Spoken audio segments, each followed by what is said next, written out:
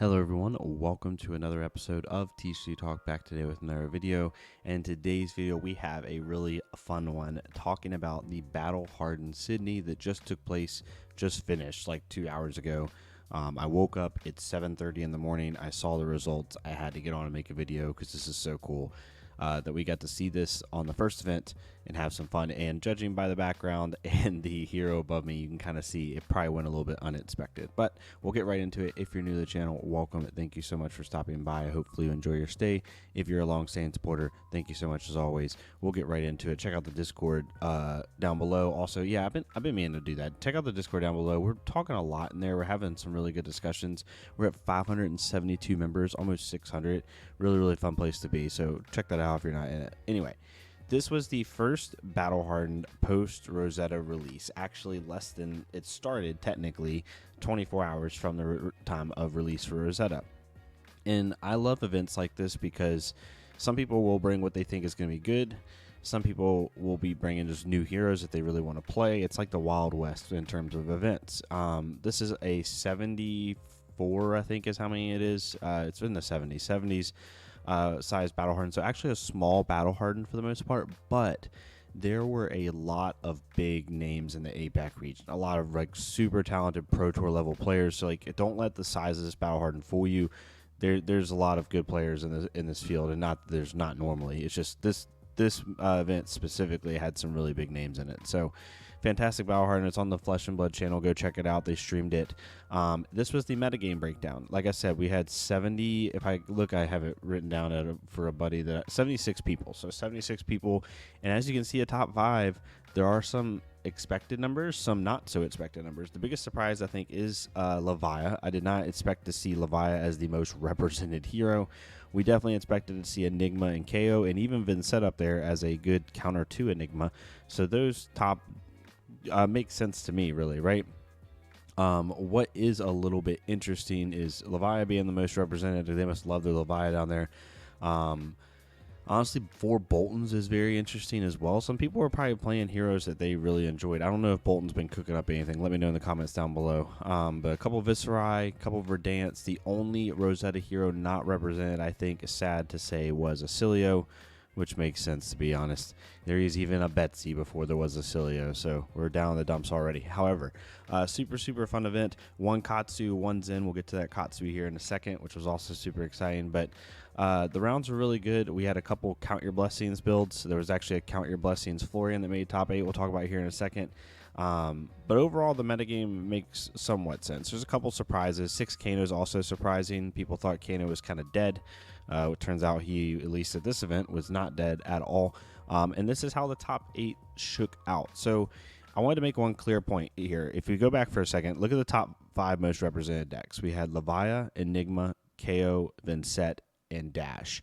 Those made up 38 out of the 76 people at the event. So well over half, not well, like 55% of the meta share only took up 2 of the top 8 spots, right? We had 1 KO and 1 Enigma make up top 8. So the other 36 of the 76 of the top most represented heroes did not make top 8, which I think is kind of an interesting point, because you feel like at least 1 or 2 more of those would have made it, right? However, we had a really cool and diverse top 8. We ended up having kind of the stock picks, right? And 1 Enigma and 1 KO. Kevin Law, fantastic player. Amelia, fantastic player. So many like really good names here. But then it kind of goes crazy from there. So we have 2 Aurora. People did expect Aurora to be stronger. I think every day that went by of people now having access to the cards, even just on Talishar and Tabletop Simulator, people started to realize like the power of Aurora and how good Aurora could be. So that's not too surprising for me. Having 2 though is pretty significant. The 1 Florian, the clan, I hope I'm saying that correctly, my friend.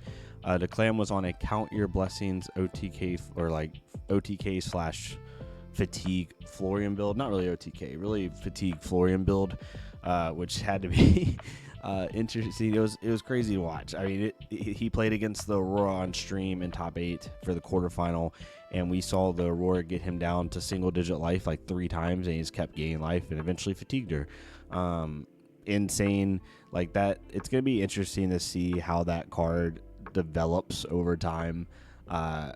And how if people hate it, people are okay with it. this, that, and the other. But regardless, OTK Florian. And then we had a Katsu. So that Katsu ended up being on stream. I implore you to go watch it in the last round before top 8.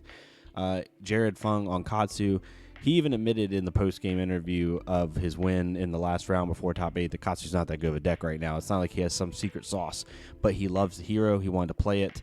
And honestly, he was just playing similar to a build that we actually went over on this channel. Not the exact list. They definitely did their own thing, but just running a all in on the surging line. He's running 6 surging strikes. He's actually running 6 Be Like Waters, 3 blue and 3 red, running anywhere from 6 to 9 Whelming Gust Waves. I saw a yellow Whelming Gust Wave pitched. I don't know how many are in his deck, but he has at least 7 of them. He also was running some fun, cool tech pieces. He was running the Even Bigger Than That package. He was playing against Arcane Hero both times on stream, or the one time on stream, so he was running Tide Flippers. So I'm not sure if he's on Snapdragon Scalers, but he is on Even Bigger Than That with cards like Snatch, Enlightened Strike, Take the Tempo, and really just trying to make the most out of those cards, similar to what we went over on this channel. And I do think that if you're going to play a non-turtle version of Katsu, that is the best version of Katsu you can be playing right now. But he played against a Vincent in the last round before top 8 and just played it perfectly. At one point, he was down 22 life to 6 and end up battling back off a couple really good turns. The Vincent stumbled a little bit, and he had a chance to kind of take it back. And he honestly knocked the Vincent out of the top 8. So really cool to see Katsu make top 8s. And then finally we had some other amazing players. But yeah, 2 Kano. No one expected Kano to make top 8.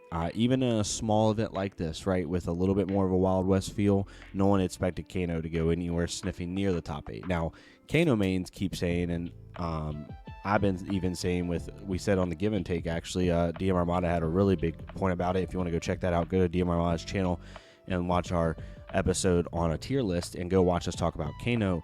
Kano's not dead. Kano still struggles heavily now. Kano will struggle heavily into Spell Void into decks that literally are just trying to fatigue him. But AB3, you can still get around that if you're a talented Kano. Definitely. It takes a little longer. You have to sack a couple more turns because the tomes don't speed up your stack. However, you still can do it just like you could before, right? It doesn't change the damage output. It just changed the ability to pop off earlier or pop off out of nowhere. So that's kind of the change. But regardless, so we saw Declan beat Ethan on Florian. So Florian made semifinal. Then we saw Fahad, I hope I'm saying that correctly, beat Jared on Kano. So we had Kano versus Florian. Then we had Enigma beat Aurora, and we had Kano beat Kevin Law on KO. So in the semifinal, we had 2 Kanos, an Enigma, and a Florian.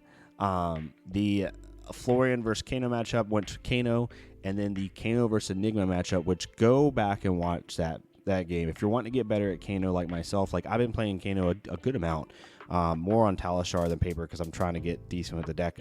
I get like kind of scared to play the deck in paper because I'm not very good at it. But I've been trying to get better on Kano so much.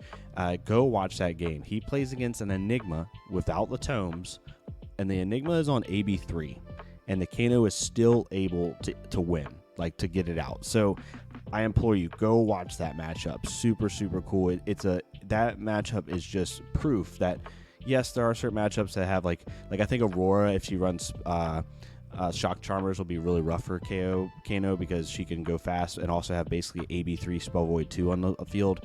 But into certain just good AB3 matchups, even matchups like Enigma that has a lot of ward, you're able to still eke out those wins if you can have the cards line up, play properly, and win the game. So we had a Kano versus Kano final. Fahad versus Steven, showing off that the hero is not dead. And Fahad even ended up taking it. And Fahad's just like an awesome player. I haven't heard of Fahad specifically. Apparently, a buddy told me that the locals there say that he's like an amazing player that wins a lot there. He just doesn't go to events.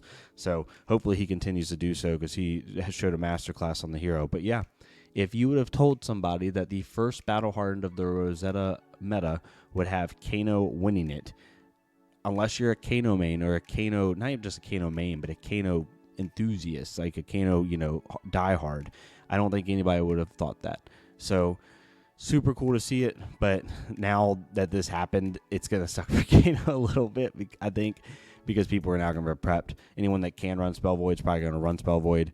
People are going to pack that AB in there as well. It's going to be a little bit rougher for Kano in the early ons, but I think that's where Kano's at now. I think Kano's in a spot where the deck's perfectly fine into a meta that maybe counts it out, similar to what it was like 3 months ago, where it's a really good, solid deck with a lot of power, but it operates best when people aren't expecting it, which is kind of what he's always been, but it's even more so now. So definitely really, really cool. Let me know what your thoughts are in the comments down below. Go watch the stream. It's on the Flesh and Blood YouTube channel, the entire event with the top 8. Really, really fun to watch. But yeah, had to get on here at early 7:30 in the morning and talk about this because it's super exciting. I love events like this. This just makes it so worthwhile to watch these events when stuff happens that people don't expect. Because in Flesh and Blood, we talk chalk a lot, right? Chalk in terms of like what we think is just automatically going to be good, including myself. And we kind of discount, decks that might be on the outlier. And I love when decks that are on the outlier just show up. Like we have one, like if someone would have said 1 Katsu and 2 Kano we're going to make the top 8 of the first battle hardened, people would have called you crazy, right? So super, super cool to see. And yeah, I'm excited to see what the rest of the events unfold. They might not go as crazy as this one, but it's really fun to see. So let me know what your thoughts are in the comments down below. If you like this type of content, please leave a like, comment, or subscribe. If not me, it's completely fine. Go to another creator, leave a like, comment, subscribe on their stuff. Let's get more people seeing this game. And I will see you all next time on TCG Talk. Thank you all so much.